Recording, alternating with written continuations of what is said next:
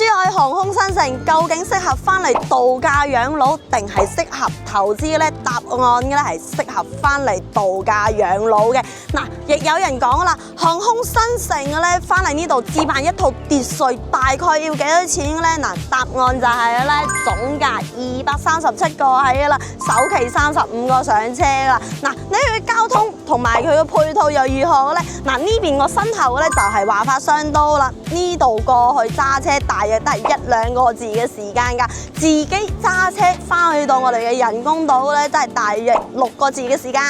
嗱，佢整個小區咧就係分1、2、3棟嘅，佢係分上中下疊墅。我哋而家喺下疊嘅，咁你可以睇到整個花園咧係不計即贈送俾你㗎。咁我哋套內嘅即係建築面積咧係144平方，實用面積咧係高達於480平方嘅。咁我哋整個廳位開間咧係3米3，廚房係做咗 U 字形嘅。咁喺我哋1樓呢度咧，佢係做咗我哋一個長輩房㗎啦。咁你擺低3邊落床位咧係一啲問題都冇㗎。咁除咗贈送我哋嘅前花園接近去到100個方之外嘅咧，咁我哋仲有一個後花園係接近去到30個方，不計即贈送俾你㗎。佢嘅負1樓足大約去到120個方，不計即贈送俾你㗎，夠晒大氣啦！你睇下呢個挑高咧都去到5.1米，樣板間係做咗個隔層俾到你嘅。嗱，呢個實用率夠用啦吧？嗱，而且咧講真嗰句，呢個小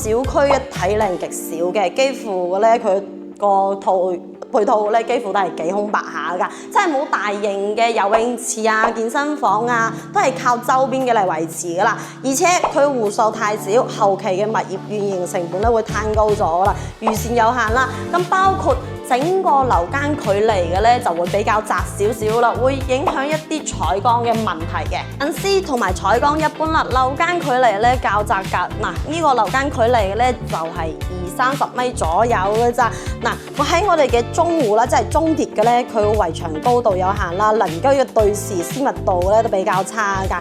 嗱，仲有一點嘅咧就係呢度係現樓，但係冇批交售㗎。咁但係我哋下疊嘅時候咧，你話裝修啊，我哋嘅地下室防潮啊，花園嘅硬化嘅咧，你起碼都要去到50萬起步嘅。雖然講呢個別墅咧總價係316萬起，首期都係去到47萬。嗱，好多廣告朋友都講啦，我唔中意下疊喎，我想挑個上疊。嗱，佢上疊產品係有㗎，根據套內建築面積咧係128平方，佢實用率咧係去到300幾方，高達於200個方㗎。咁佢嘅總價嘅咧就喺我哋嘅237萬左右啦，單價喺18,000到19,000之間，月供咧8,400左右嘅。咁我哋視頻房源來於真實於房源㗎，全面攤開所有嘅優缺點嘅。想了解呢個樓盤更詳細嘅資料咧，可以喺評論區打個想要，我發詳細資料俾你啊！我哋下期再見。